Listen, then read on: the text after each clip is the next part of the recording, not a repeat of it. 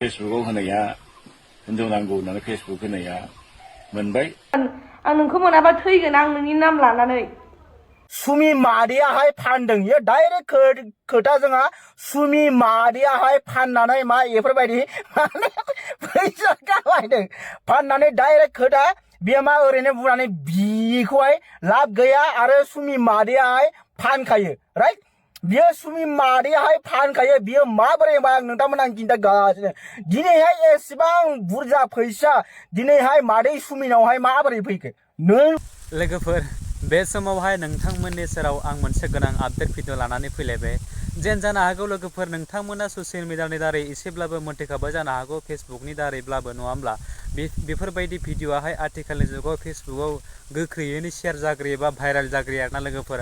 दाखालि साननैसो सिगांहाय जिहेतु सुमि बर'ना गयारि आब'निहाय बै सिस्टारनि मोनसे भिडिअ भाइरेल जागासिनो दङ थ' बेखौ लानानैहाय दिनै सासे सुबुङाहाय ओरैबायदि मोनसे बाथ्राजोंहाय शेयार खालामदों माने बिथाङाहाय फाननानै जायो बा माखो माबायदि फानो ओरैबायदि नङाब्ला बहानिथो 10 लाख 20 लाख थाखा बिथाङाहाय मोननोमोन बेफोरबायदि रावखौहाय बिथाङा बुंदों थ' थारैनो बेसेबां सैथो बिथाङा फाननासो बेफोरबायदि 10-20 लाख थाखाखौहाय खामायदों नामा थ' बेखौ बिथांनि खुगानिफ्रायनो नोंथांमोना जोबजासिम भिडिअखौ खोनासंलां अब्लानो बुजि मोनगोन आरोना लोगोफोर थ' नायलांदो बिदिब्ला भिडिअखौहाय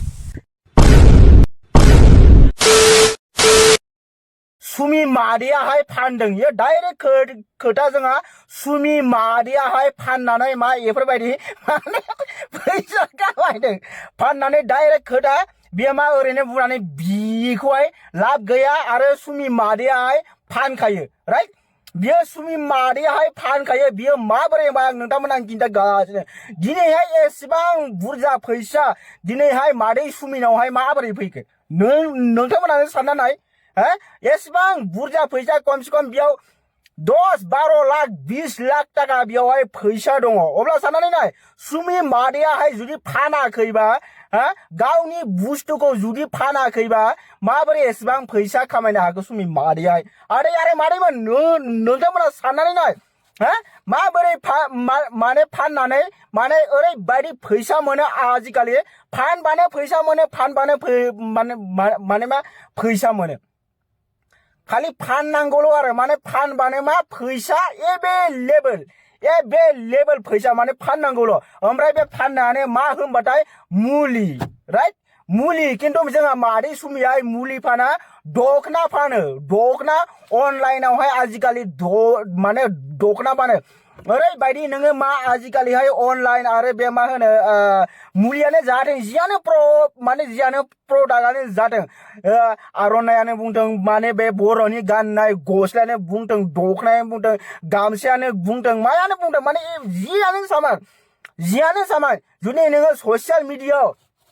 जुदि नोङो फलोवार्स खालामनानै नोङो जुदि जान पेसान एबा नोंनि फेस भेलु बानायनानै फेस भेलु जायबा बयजोंबो सिनाय जानाय बेफोरबायदि जुदि नों खालामनानै जुदि नोङो बिजनेस मावो बेफोरबायदिनो नोङो गावनो 2200 माबा मोनसेफोर प्रमोशन खालामना होनाय बे प्रमोशन खालामना होनाया बे बेलेग खोथा बेलेगनि दखानाव थांनानै प्रमोशन खालामना होयोबाबो बेयावहाय गोबां फैसा मोनो बेलेगा नोङो एगजामपलाव हमना ला बेलेगाहाय दखान खुलिबाय बेलेग जायगायावहाय दखान खुलिबाय बिखौथ' बे बेयाव जे दखान खुलिदों होननानै बेयाव जे बर' मानसिया दखान खुलिदों होननानै बेखौहाय बयबो मिन्थिया बिनिखायनो मा बे मानसिखौहाय जायबा फलोवार्स बुरजा थायो एबा फल' थाजानाय बैफोरबायदि मानसिखौ मा प्रमोशन खालामहोनो लेंहरो माने बुंनानै होनो थाखाय दे आंनि बे दखाननि सोमोन्दै एसे बुंनानै नङाबा दे आंनि बै बुस्थुनि सोमोन्दै एसे बुंना हो बैफोरबायदि खालामनानै मा गोबां आजिखालि फैसा खामायनो हायो जुदि नोङो दखान मोनसे जुदि नोङो प्रमोशन खालामहैबाथाय नोङो मोनसे दखानावहाय नोङो बेसे लायो नोंनो फलोवार्सआ बेसेबां बेयाव मा डिपेन्ड खालामो नोङो 20,000बो लानो हागोन 30,000बो लानो हागोन 50,000बो लानो हागोन 1 लाखबो लानो हागोन जुदि नोंनाव फलोवार्सआ जुदि बुरजा दंबा मिन्थिबाय ओरैबायदि खोथा ओमफ्राय नोङो दिनै मा मानसिजोंहाय सिनाय जानानै मा नोंखौ नुबानो सिनायो आरो नोंहा गोबां फलोवार्स माने इउटुबावबो फलोवार्स दङ ओमफ्राय मा फेसबुकआवबो फलोवार्स दङ इउटुबाव इसोर फलोवार्स जाया इउटुबावहाय साबस्क्राइबार जायो माने मा साबस्क्राइबार ओमफ्राय मा फेसबुकआव फलोवार्स जुदि नोङो बेफोरबायदि जुदि नोङो फलोवार्स 1 लाख 2 लाख जुदि नों खालामनो हायो नों आरामसे न'आव नोङो जिराय नों फैसा खामायनो हायो नोङो हमनानै ला एग्जाम्पलावहाय नोंनावहाय 1.5 लाख फलोवार्स दङ एबा 2 लाख फलोवार्स दङ नोङो मा मोनसे बुस्थु नोङो बायनानै नोङो मा फन नाम्बार नोंनिखौ होनानै होदो ओमफ्राय नोङो बुंदो जे आं जुदि बेफोरबायदि बुस्थु नांगौबा दिनै जेरै मुलि फानो जेरैहाय दिनै मुलियाहाय ट्रेन्डिं जानानै दङ हा दुदु देरनाय बे मा होनो गाइखेर देरनाय माल देरनाय ब्लेक कब्रा देरनाय फान्थाव देरनाय आलु देरनाय माने मा बैफोरबायदिनो मा बिजनेस खालामनो हायो आजिखालि बिनिखायनो मा आजिखालि ससियेल मिडियायावहाय खामानि मावनो गोबां दरकार माने मादै सुमियाहाय फैसा खामायनायानो जाहैबाय फार्स्ट अफ अल दखनानिफ्राय आरो बे प्रमोशननिफ्राय गोबां फैसा खामायनो हायो आजिखालि लाख थाखा खामायनो हायो थिग जोंहा सुमि मादैयाबो बेफोरबायदिनो फैसा खामायगासिनो नोंथांमोना बे फानदों होननायखौ बेखौ गाज्रि दासान आं बेखौ मा दखनानि सोमोन्दैसो बुंदों एबा आं मा प्रमोशन बायदिसिना प्रमोशन खालामनाय मुलि प्रमोशन खालामनाय दखान प्रमोशन खालामनाय थिग आं बैखौसो आङो बुंदों स' नैबे माइन्डखौहाय पजिटिभाव ला नेगेटिभाव दालां मानसिफ्रा गारो जे है आंना फलोवार्सआनो गैया मायानो गैया होननानै मा गारो आरे नोङो स्टार खालामबाय था नोङो भिडिअ होबाय था खालि भिडिअ होबाय थाबानो जाया भिडिअखौबो माबोरै होनांगौ माबोरै होनाङा बेखौबो सोलोंनांगोन थाम्बनेल माबोरै बानायो माबोरै बानाया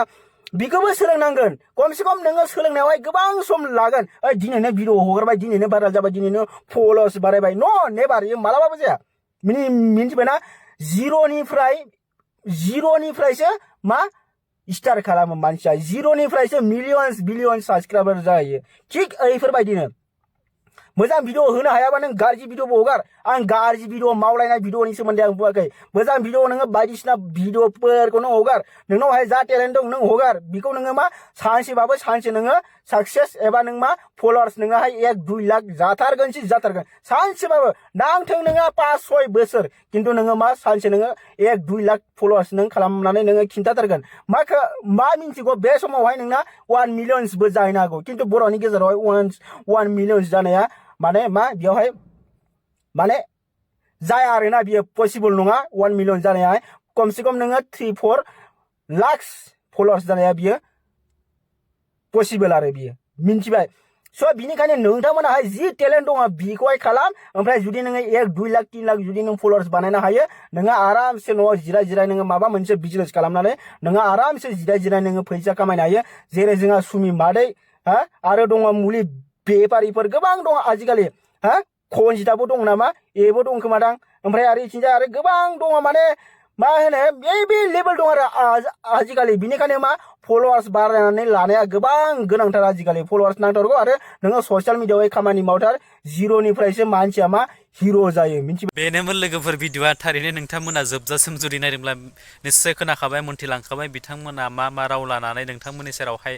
खोनासंहोलांखो बा बुंलांखो आरोना लोगोफोर थ' जियानो जा आरो बेनि गेजेराव आं बांद्राय बाथ्राखौ बुंनानैहाय भिडिअखौ फोलावबावगोन होननानै सानाखै नोंथांमोना बे मोनसे भिडिअखौ आं नोंथांमोननि सेराव लाबोनायाव आंनि माबाफोर गेना गोरोन्थि जादोंब्ला आं बयनिबो सेराव निमाहा बिबाय बेजोंनो नोंथांमोना बे मोनसे भिडिअखौ जुदि मोजां मोनदोंब्ला नायनानै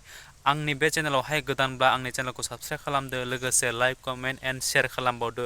जोबथारनायावहाय लोगोफोर बै खनायाव थानाय बेल आइकनखौ दाबायना हो आरोना लोगोफोर जाहाथे बेफोरबायदिनो गोदान भिडिअ होयोब्ला गिबियै नोंथांमोननियावहाय नटिफिकेसना सहैनाय बायदि आरोना लोगोफोर स' थेंक इउ स' माच आरो नेक्स्ट भिडिअ फिन खेबसे लोगो मोनगोन बाय बाय